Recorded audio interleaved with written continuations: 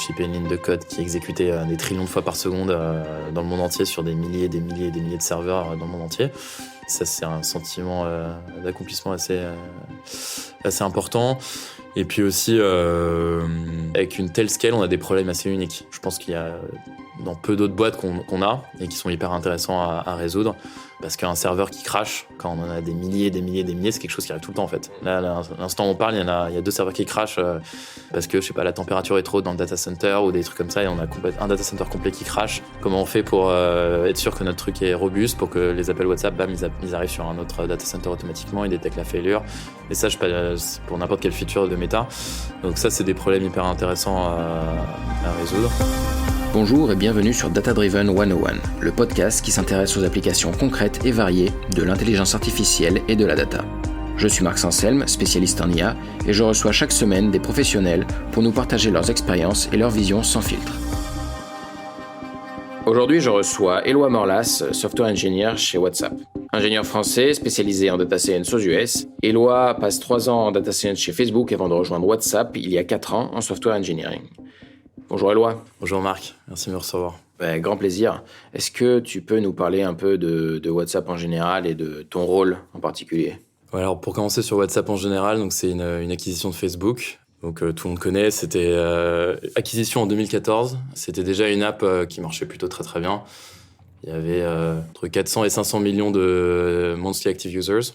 Donc déjà gros truc pour seulement 60 employés à l'époque.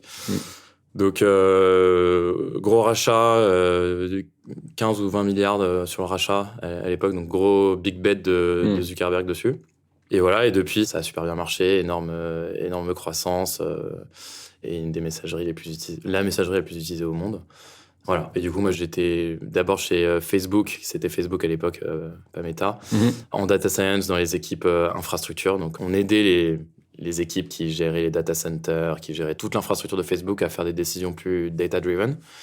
Et ensuite, j'ai switché en interne, parce que du coup, WhatsApp, c'était une boîte en interne, pour aller à WhatsApp, l'équipe dans laquelle je suis actuellement, qui est en fait l'équipe qui gère tous les appels WhatsApp, le back-end pour les appels WhatsApp.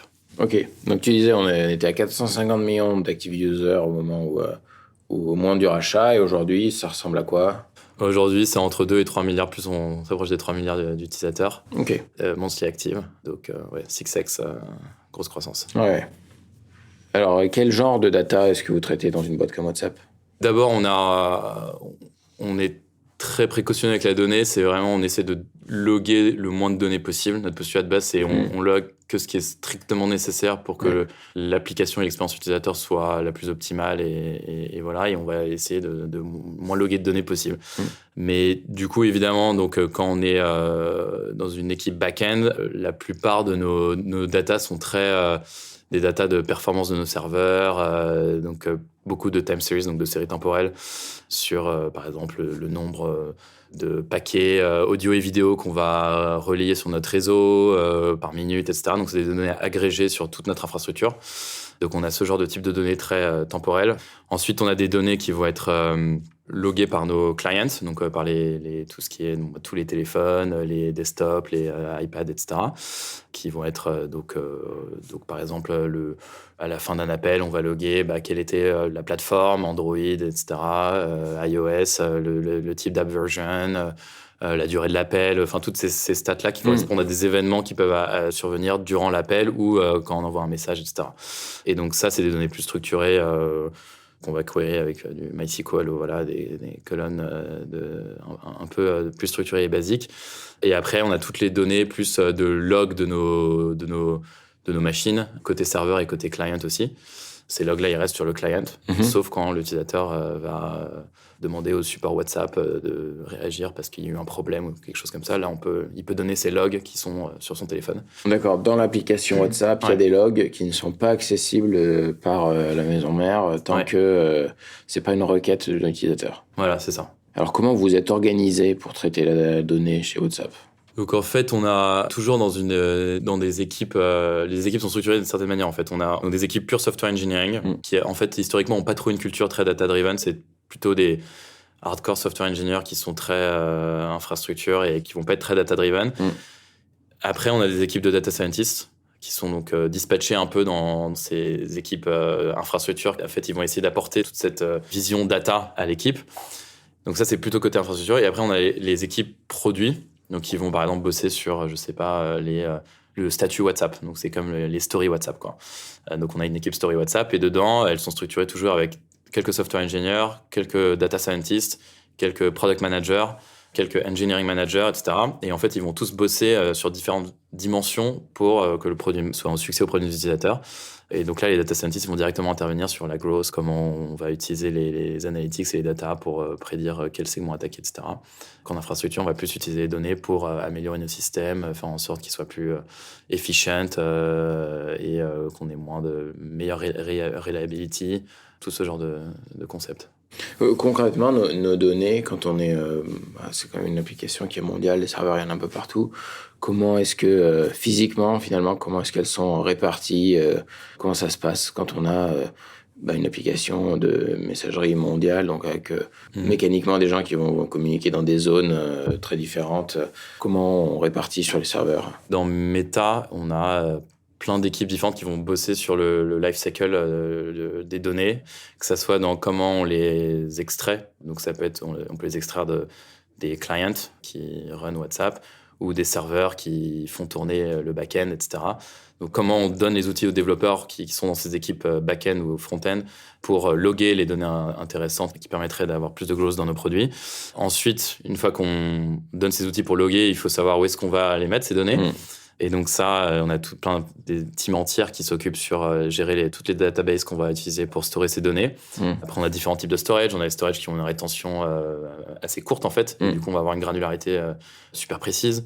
Mais voilà, c'est des storages qui coûtent plus cher parce que c'est pas en disque, c'est en RAM, etc. Après, on a les cold storage, donc c'est les données, on a une rétention de plusieurs années, qui sont souvent des données, en fait, toujours des données agrégées. On veut pas avoir des données sur un utilisateur pendant très longtemps. D'ailleurs, il y a des régulations sur ça. Mais en revanche, d'avoir des données agrégées pour savoir comment WhatsApp grow dans les 5 dernières années, etc. Ça, c'est des données qu'on est obligé d'avoir, même quand on est une entreprise publique. Et les messages eux-mêmes, les messages, ils sont stockés où?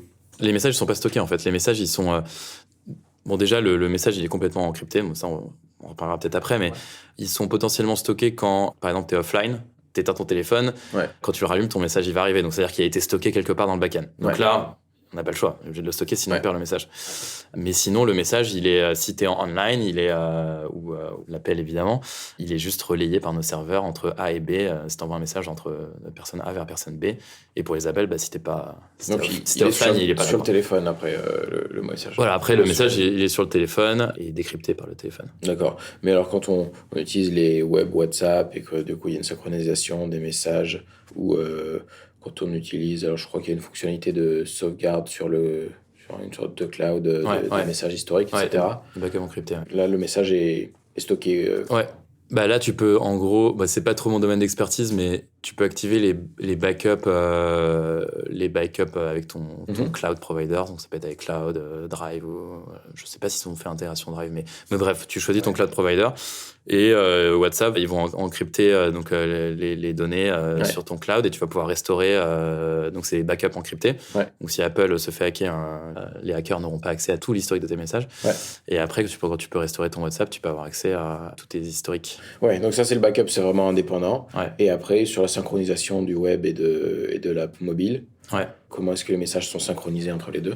Là aussi, c'est pas trop mon domaine d'expertise, mais ils utilisent le même modèle que quand tu es offline, où tu as une queue, un historique des messages encryptés qui est logué, qui va être ensuite dispatché sur tous tes devices quand ils redeviennent online et synchronisés entre les multi-devices. Ok. Alors, quels sont les plus grands enjeux pour vous en général chez WhatsApp? Continuité de service, confidentialité, quelles sont les choses qui reviennent le plus On est assez consistant là-dessus. On a 3 grandes valeurs. C'est qu'on va être une app simple, reliable et secure. Bon, j'utilise beaucoup de termes anglais, mais c'est le mantra un peu de WhatsApp. Donc simple, je pense que ça se voit, c'est vraiment on veut faire peu de choses, mais on veut le faire bien. On veut pas être une app qui est hyper complexe, clutter, et qui a plein de features qui sont peu utilisées, qui rendent l'app énorme et qui voilà. Donc du coup, on veut faire les choses simples. Du coup, c'est pour ça que c'est une app qui est très populaire dans les pays qui ont des infrastructures network moins bonnes que dans les pays occidentaux, etc. parce que du coup, l'app, elle est très lightweight, elle pèse pas beaucoup, elle utilise peu de bandwidth, peu de batterie. Donc, du coup, voilà, on se focus sur, quand on voit un message, il doit arriver. Ouais. Quand tu fais un appel, on espère que ce soit de la meilleure qualité et qu'il marche. Et même si c'est dans des conditions avec un réseau pas incroyable. Et voilà. Donc ça, c'est le côté simple. Secure, c'est une des premières apps avec un volume pareil qui utilise l'encryption de bout en bout. Ça, c'est un parti pris, parce que et les gens s'en rendent peut-être pas très compte, mais c'est un énorme coût en ingénierie pour nous. D'accord. De maintenir cette sécurité. Est-ce qu'on peut la décrire rapidement, cette sécurité? Donc, quand tu dis de bout en bout, c'est du téléphone au téléphone. Mm-hmm. C'est ça. Donc, en gros, s'il y a un middleman, donc le middleman, ça peut être d'abord Facebook, Meta, qui voit le message encrypté, toujours, qui est passé entre A et B. Ouais. Ou n'importe qui est sur le réseau Wi-Fi, par exemple. Qui arrive à prendre contrôle de ton réseau et du coup qui arrive à écouter tout ce qui se passe sur le réseau. Donc n'importe quel middleman, y compris Facebook, y compris Meta, en fait, ne peuvent rien faire parce que tout est encrypté et la seule personne qui puisse décrypter, c'est le client de l'autre côté, la personne qui t'envoie ton message. Et donc voilà, donc ça c'est le chiffrement de bout en bout. Et en fait, la plupart des messageries, c'est pas de bout en bout, mais c'est hop by hop. Donc c'est genre entre toi et le serveur, c'est encrypté. Mais le serveur, il a les clés de décryption. Ouais. Et après, il réencrypte pour l'envoyer sur l'autre personne. Ouais. Donc, du coup, s'il y a un middleman entre les deux hops, c'est bon. Mais si le serveur central se fait hacker, ils ont accès au contenu de tes messages, etc. Donc là, dans le chiffrement de bout en bout, tu as ce safety net qui est genre, la seule personne qui a accès, c'est l'autre personne et il faut prendre son téléphone pour lire les messages. Et la complexité d'ingénierie, c'est dans la gestion des clés. Voilà. J'imagine notamment le problème dont on vient de parler juste avant, la synchronisation avec le web. Exactement. Il va falloir partager la clé. Exactement. Et les clés, donc en fait, c'est des sujets très pointus, en cryptographie, etc. D'ailleurs, pour ceux qui veulent plus de détails, il y a le white paper de WhatsApp sur l'encryption, un PDF de 20 pages qui décrit et qui est updaté régulièrement tous les 2 mois, enfin dès qu'il y a une update, sur comment on gère l'encryption, comment on gère les différents devices. Donc toutes les questions sur le multi-device et tout, c'est décrit très précisément là. Mais oui, donc il y a une complexité de key management, parce que chaque message va avoir une clé différente. Donc si la clé est compromise pour l'ancien message, et le nouveau message, il est quand même protégé parce qu'il y a une nouvelle clé. Et donc voilà, c'est assez complexe, ça rajoute une complexité engineering et aussi en termes de performance. Ça va peut-être consommer plus de batterie sur ton portable, plus de serveurs CPU cycles, etc. sur notre infrastructure. Mais voilà, c'est pour assurer le côté privacy secure de l'app sur cette dimension-là. Alors, est-ce que vous faites du machine learning chez WhatsApp ? Et si oui, on en parle. Ouais. Il y a évidemment plein d'applications de machine learning dans WhatsApp. Une des plus importantes, ça va être tout ce qui est integrity, donc c'est tout ce qui a rapport à spam detection, faire en sorte que tu reçoives pas plein de textos de spammy que tu ne veux pas recevoir, etc. Aussi de bad detector, donc bad actor. Donc on arrive à détecter les gens qui abusent de la plateforme, qui vont avoir par exemple un discours violent. Voilà, on va pas pouvoir détecter le discours parce qu'évidemment on n'a pas accès au discours, mais on a d'autres proxys, par exemple, si la personne est reportée par plein d'utilisateurs différents en un temps court, on va pouvoir bloquer la personne, etc. Donc ce genre de vertical, évidemment, utilise beaucoup de concepts de machine learning. Après, on a du machine learning un peu plus en interne pour nos opérations au jour le jour. Par exemple, moi, si je suis d'astreinte sur les appels WhatsApp cette semaine, en fait, on a des algorithmes qui vont monitor les séries temporelles de comment le système va, en fait. On a des KPI, par exemple, le nombre d'appels par minute. Voilà, on le log mondialement, etc. Et si jamais il y a un énorme dip et tout s'effondre d'un coup, on a des détecteurs qui vont automatiquement flaguer le truc et appeler la personne d'astreinte pour qu'elle se réveille et regarde ce qui se passe. Donc ça, c'est plus les outils en interne pour que l'app soit reliable et tourne bien. Aussi dans le type d'outils en interne pour tout ce qui est les A/B testing, quand on va tester de nouveaux features, etc. On a des technos d'ailleurs qui sont développés par des teams dans Meta qui vont nous aider à faire du parameter tuning plus efficace. Savoir, par exemple, si tu as plein de choix de paramètres, comment tu fais ton search. Faire un random grid search, tu le fais de manière plus intelligente. Donc ça, c'est complètement abstract away par cette team-là qui va nous donner des outils pour nous dire le prochain parameter search, tu utilises ces paramètres, a priori, c'est plus likely que ça te donne un meilleur objective metric pour ce que tu traques. Dans quel cadre on optimise quoi là ? Par exemple, tu veux optimiser... je prends un exemple sur les appels WhatsApp. Tu as un algorithme qui va adapter la qualité de la vidéo que tu envoies de l'autre côté. Et du coup, tu as toujours un trade-off entre si tu envoies une super bonne qualité, tu envoies beaucoup plus de données à l'autre, mais ça se trouve l'autre, il a un mauvais network. Ouais. Et du coup, tu vas créer de la congestion et ça va créer des vidéos freeze, mauvaise qualité d'appel, etc. Et du coup, tu dois toujours adapter le nombre de bits que tu envoies, donc la qualité de la vidéo et de l'audio, en fonction du network. Si le Wi-Fi, tout d'un coup, il passe en 4G, enfin, tu passes en 4G, ou la personne est en voiture et ça marche pas. Et donc, du coup, on a des algorithmes qui vont toujours essayer de probe le network, savoir dans quel network on est, et ensuite adapter la qualité que tu envoies. Et donc, ça, typiquement, il y a des algorithmes de machine learning qui sont online, en fait, qui sont on-device sur le client, qui vont permettre que tu envoies le meilleur bitrate, que tu utilises la bandwidth le plus optimalement possible. Donc, ça, c'est juste un exemple. Ouais. Oui, parce que finalement, une des conséquences de cette encryption, c'est que une fois que l'image est envoyée en bonne qualité, on peut pas côté serveur dire on va l'envoyer compressé de l'autre côté parce que le réseau est pourri. Ouais. On est obligé de demander au device d'envoyer directement le bon niveau de compression. Exactement. Ça, c'est quelque chose, en fait, qui est... En fait, on s'en rend pas compte. En fait, là tu vois le point, mais la plupart des gens ne s'en rendent pas compte, en fait. Tous les problématiques engineering que ça donne, en fait. Par exemple, sur un appel de groupe, toi, tu vas envoyer ton flux audio-vidéo. Le serveur va l'envoyer aux N-1 personnes avec qui tu es dans le groupe. Chaque personne va envoyer son flux. Tu pourras avoir le serveur qui met tous les flux ensemble et les envoie. Du coup, tu n'as qu'un flux à envoyer. Mais comme là, c'est l'encryption, tu ne peux pas fusionner les flux vidéo et audio de toutes les personnes ensemble, les N-1 personnes à qui tu parles, en un flux, tu vois.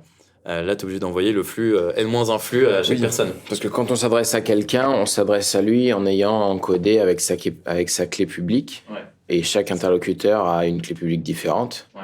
Donc, on envoie autant de flux qu'il y a d'interlocuteurs, quoi. On n'a pas d'autre moyen. Et tu décryptes avec ta clé private, ta private key, qui t'appartient qu'à toi et qui est sur ton device. Donc, en termes de volume de données, sur un appel de groupe, ça fait autant de fois plus de données qu'il y a d'utilisateurs, quoi. Ouais, c'est ça. Du coup, tu peux pas faire de ce genre de truc que tu disais où le serveur va changer le flux audio et vidéo pour scale, changer la qualité intelligemment. Parce que ce client-là, il a vraiment un network horrible, etc. Donc on est obligé de prendre celui qui a le réseau le plus pourri et de s'adapter à lui. Tout le monde aura la même qualité. Du coup, là, on développe des techniques pour éviter qu'il y ait un one leg qui soit le bottleneck. Que genre, tu t'adaptes à la pire leg de ton call. Par exemple, pour ça, on va avoir, ça s'appelle simulcast, et c'est des techniques où chaque téléphone va envoyer plusieurs flux. Un flux HD, haute définition, et un flux low résolution. Et ensuite, le serveur va, en fonction du network de chaque personne, forward le bon flux. Du coup, les personnes qui sont en bon network, ils vont pas en pâtir que monsieur B, il ait un network horrible. Ok. Donc voilà, donc c'est des techniques comme ça où le serveur peut intervenir, mais tout en ne touchant pas au flux audio et vidéo, parce que dans tous les cas, pour lui, c'est du charabia.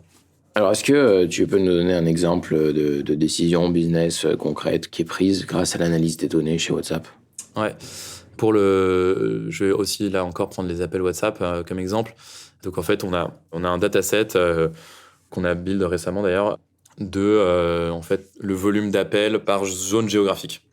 C'est une espèce d'énorme matrice avec toutes les paires possibles de zones géographiques et voir en fait lesquelles s'appellent le plus. Est-ce que c'est entre New York et New Delhi ou enfin voilà. Après, la granularité, c'est une zone géographique de type ville ou un peu plus gros qu'une ville. On n'est pas à traquer les gens, on peut pas savoir de toute façon. Sur Monsieur A et Monsieur B s'appellent beaucoup, etc. Là, c'est 2 zones géographiques qui s'appellent beaucoup. Et du coup, on utilise ces données pour drive les futurs investissements dans notre infrastructure. Ça veut dire quoi ? Ça veut dire, le prochain data center qu'on va créer, où est-ce qu'on va le créer ? On va peut-être le créer à cet endroit-là parce que la demande d'appel est très élevée et que du coup, comme on est proche des gens, on peut relayer les appels très rapidement et avoir une latency super bonne. Ouais. Ça peut être des investissements sur le network. Est-ce qu'on va déployer de la fibre optique entre 2 data centers parce que ces 2 data centers, on parle beaucoup entre eux. Il y a beaucoup de trafic entre les 2. Et ça, c'est juste une épingle. Je parle des appels WhatsApp, mais comme on partage cette infrastructure avec toutes les autres applications de Meta, donc ça peut être le download de vidéos, audio, tout ce que fait Meta. On est juste un input sur leur énorme capacity planning qui, à la fin, dit on va investir des milliards dans tant de data centers et c'est des plans sur 3-4 ans. Donc, il faut avoir du forecasting aussi sur le long terme. Ok. T'as dit, vous avez une information sur le trafic, mais vous pouvez pas savoir que monsieur A et monsieur B s'appellent régulièrement. Ouais. Pourquoi ? Parce que ça, c'est l'information de qui appelle qui, ça, vous l'avez, peu importe le chiffrement. Donc ça, en fait, c'est une information qu'on ne log pas, qui appelle qui, on n'a pas l'information. Enfin, en fait, on a l'information au moment où un appel a lieu. En gros, un appel peut avoir lieu et être relié de deux manières différentes. Soit tu appelles la personne et ça passe par public internet. Du coup, c'est juste une communication directe sans serveur au milieu. Ok. Ça, c'est quand tu as une connexion internet d'un certain type et que les deux personnes peuvent se découvrir sur internet et que la connexion directe est possible. Soit ça passe par un serveur. Et donc, ça fait un triangle. En gros, tu as un serveur au milieu. Donc du coup, en gros, quand ça passe par un serveur, le serveur, quand tu lui envoies des paquets audio et vidéo, il faut qu'il sache où est-ce qu'il va les envoyer. Donc évidemment, il est obligé d'avoir l'information en internet, ça va envoyer à quelqu'un, c'est une IP adresse, donc adresse IP. Donc au moment d'un appel, on a les paires d'IP adresse, mais on peut pas savoir si c'est en fait cette IP, est-ce que c'est monsieur A ou monsieur B ou monsieur C ou monsieur, enfin alors, on peut pas l'identifier. Donc c'est pour ça que je dis on sait pas qui appelle qui. Parce qu'on sait quels IP s'appellent, parce que sinon, l'appel ne peut pas avoir lieu, mais on ne sait pas à qui correspondent, quels sont les utilisateurs derrière ces IP. Et même les couples d'IP qui se parlent, ça, c'est pas du tout logué. Comme je te disais, le dataset qu'on fait, c'est on réduit la granularité pour passer à cette IP, elle correspond à cette zone géographique, je sais pas, Paris, métropole parisienne, voilà. Et ça, par exemple, on peut le loguer. Donc, à chaque fois, on essaie de loguer quelque chose qui est dézoomé, agrégé, parce qu'en fait, on a juste besoin de savoir ça. On n'a pas besoin de savoir que ces deux IP, elles s'appellent beaucoup. Ça, c'est quelque chose qui est superflu. Et du coup, on veut toujours limiter notre collection de données à ce qui est utile à la fin pour la qualité de l'appel. Et qu'est-ce qui fait que vous êtes dans la situation appel direct via Internet entre deux téléphones ou vous passez par un serveur WhatsApp au milieu? C'est des concepts un peu de networking. Est-ce que tu as un routeur qui, en fait, va rendre ton adresse locale invisible aux yeux du monde et du coup, en gros, le peering entre les deux personnes, direct P2P, peer-to-peer, ne marche pas. Donc, en fait, c'est des types ça s'appelle NAT. Le concept, c'est Network Address Translation. C'est des routeurs qui vont transformer ton adresse en une adresse publiquement visible. Et en fait, cette transformation permet parfois de casser le lien P2P qui ne va pas être possible entre deux téléphones à cause de ce genre de translation. Et du coup, c'est pour ça que parfois, on a besoin d'un serveur au milieu qui, lui, va pouvoir relier les paquets audio et vidéo entre les deux participants. Et voilà, il y a environ...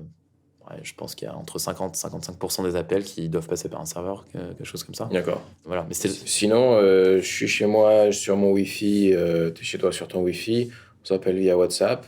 C'est nos deux routeurs Wi-Fi qui communiquent en direct. Ça peut être comme ça, ou ça peut passer par ça dépend aussi de ton internet provider.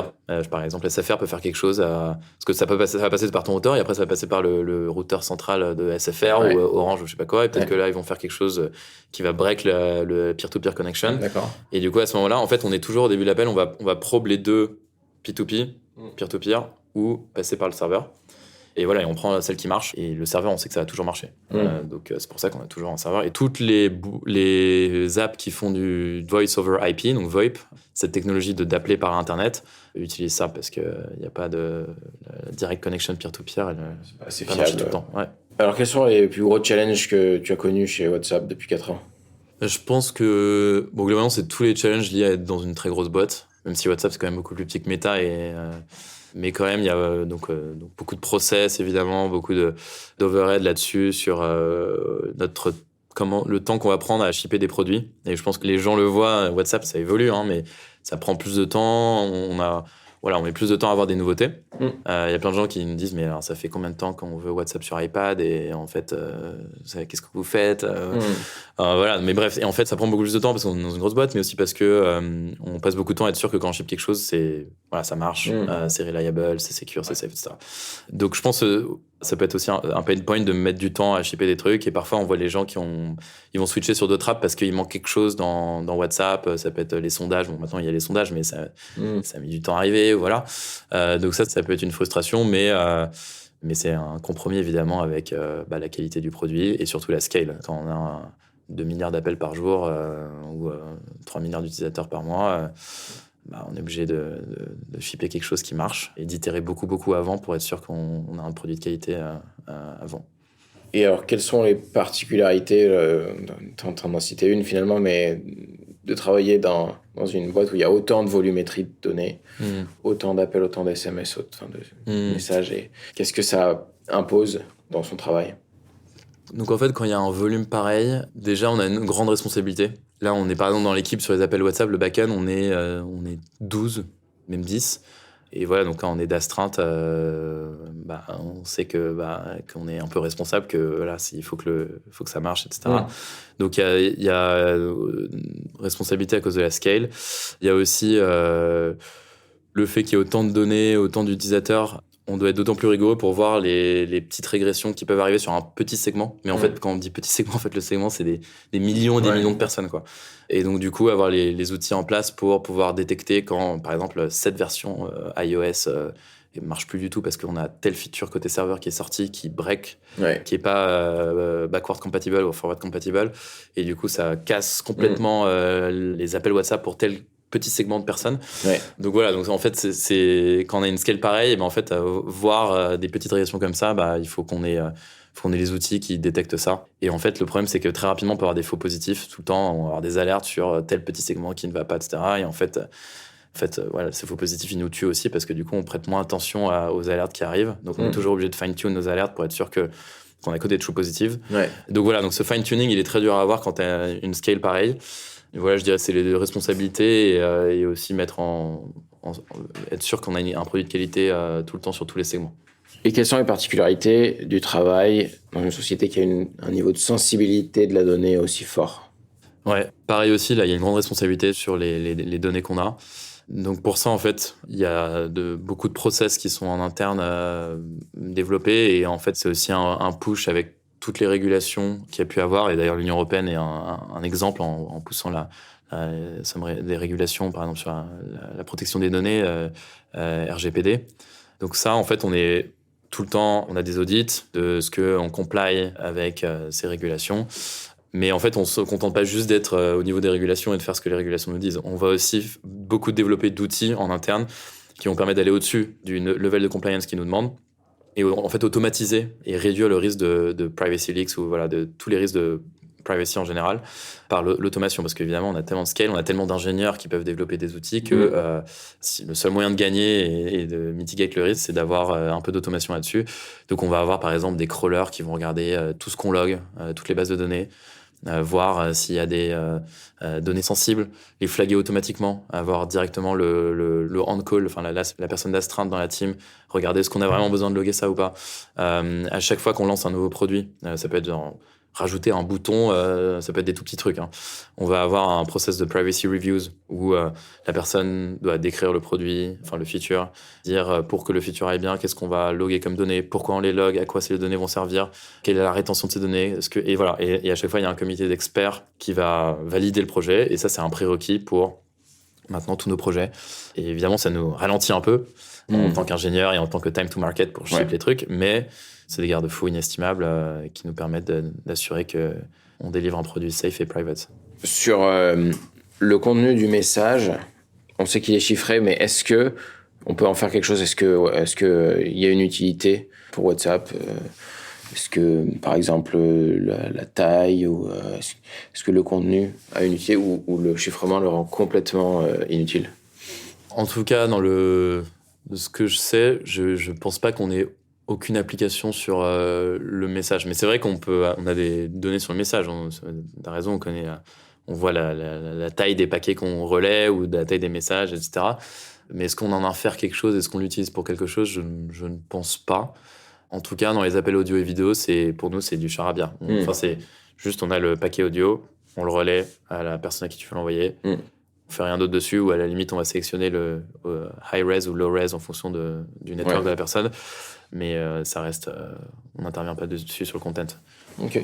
Alors, qu'est-ce que tu préfères dans ton métier ? La scale, enfin, ça, on en a parlé un peu au début. Donc, avoir shipper une ligne de code qui est exécutée des trillions de fois par seconde dans le monde entier sur des milliers et des milliers et des milliers de serveurs dans le monde entier. Ça, c'est un sentiment d'accomplissement assez important. Et puis aussi, le fait d'être sur des problèmes, en fait, avec une telle scale, on a des problèmes assez uniques. Je pense qu'il y a dans peu d'autres boîtes qu'on a et qui sont hyper intéressants à résoudre.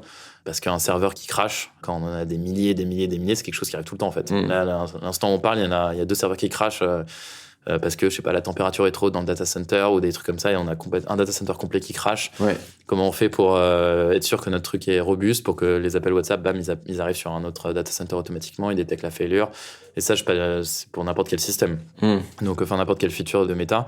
Donc ça, c'est des problèmes hyper intéressants à résoudre. Il y a pas mal de synergies, j'imagine, avec les autres fonctions de Meta. Ouais. Vous réinventez pas chacun dans son coin. Non. Bah, le plus possible, on essaie d'avoir des abstractions communes. Si on a besoin de telles fonctionnalités, par exemple des détecteurs de séries temporelles pour détecter les changements subis, les drops ou les grosses augmentations. Donc voilà, n'importe quel changement qui est bizarre par rapport à ce qu'on est habitué à avoir. Ça, c'est des modèles qui sont développés par une équipe et qui, en fait, sont utilisés par n'importe quelle équipe dans Meta et WhatsApp y compris pour alerter les gens de call au bon moment. Donc voilà, ouais, évidemment, il y a plein d'équipes Meta-wide qui développent des produits qui sont utilisés par tout Meta en général, tous les produits de Meta. Quels sont les plus grands points de douleur ?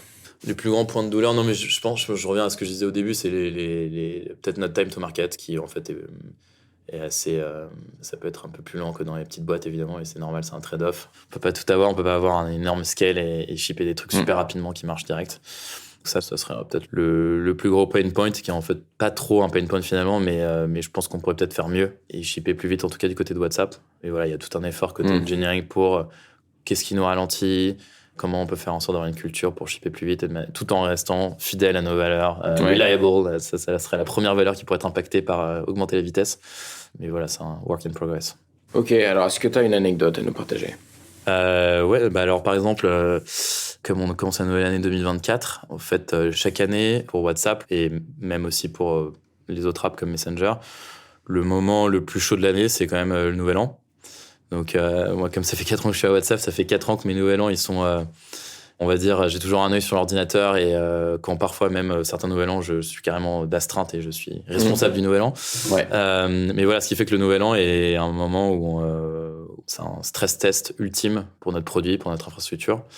Et on voit des pics de consommation, d'utilisation de WhatsApp et Messenger aussi, qui sont de l'ordre du 5x, 6x sur une petite time window de 10 minutes où tout le monde va commencer à s'appeler, tout le monde va s'envoyer des messages, va s'envoyer des gifs de bonne année dans le monde entier. 6 fois plus qu'en moyenne par rapport avec à le temps... day over day, la comparaison le jour avant la même heure. Par exemple. Ouais, et ça dépend des pays. Il y a des pays qui sont font sur WhatsApp, comme l'Inde, Brésil, etc.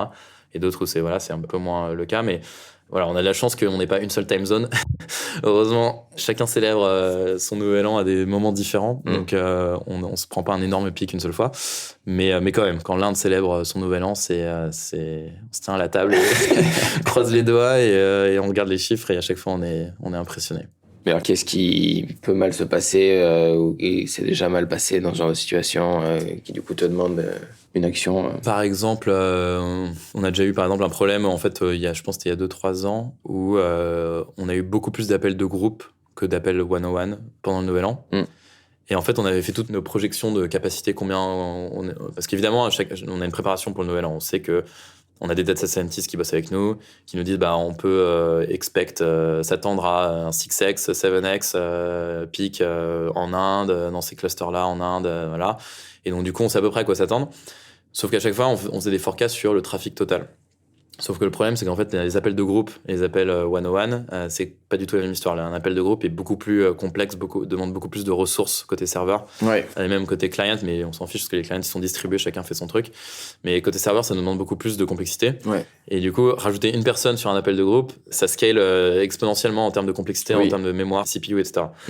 Et en fait, notre traffic mix entre one-on-one et groupe, qui est normalement, on va dire, 7% d'appels, c'est des appels de groupe, un truc comme ça. Pendant le Nouvel An, c'est passé à, je sais pas, je dis des chiffres comme ça, je m'en rappelle plus, mais 25% d'appels de groupe. Et du coup, en fait, notre une crise, que les appels de groupe, ils sont beaucoup plus expensive. C'est explosé. Voilà. Et donc ça a fait craquer certains serveurs. Et du coup, on n'a pas pu, certains appels de groupe, sur certaines zones géographiques, on n'a pas pu les honorer, quoi. Donc voilà, donc c'est des trucs comme ça où, en fait, généralement, on peut pas faire grand chose sur le moment parce que on parle de quelques minutes. Mais en fait, on bosse ce qu'on veut absolument éviter, c'est les cascading failures. Donc en gros, c'est vraiment il y a un truc qui crache et ça fait tout cracher, effet domino. Ouais. Et du coup, on arrive à notre infrastructure et notre produit dans un état qui fait que on peut plus fonctionner correctement et ça impacte la prochaine heure d'appel, toutes les 2 prochaines heures, etc. Donc on va absolument faire en sorte que construire nos systèmes pour qu'ils soient résilients sur ça et automatiquement ils puissent recover de ce genre de crash et qu'ils soient très distribués et très indépendants par rapport à ça. Et voilà, l'objectif à la fin, c'est Nouvel An, de rien avoir à faire, rien avoir à regarder et faire en sorte que tout marche bien. Et alors, pendant le Covid, tu avais une anecdote à raconter ? Ouais, aussi, voilà, un autre truc intéressant, donc c'est aussi pareil sur les usages de WhatsApp. Donc pendant le Covid, donc ça a commencé, c'était quand, 2019, 2020, je sais plus.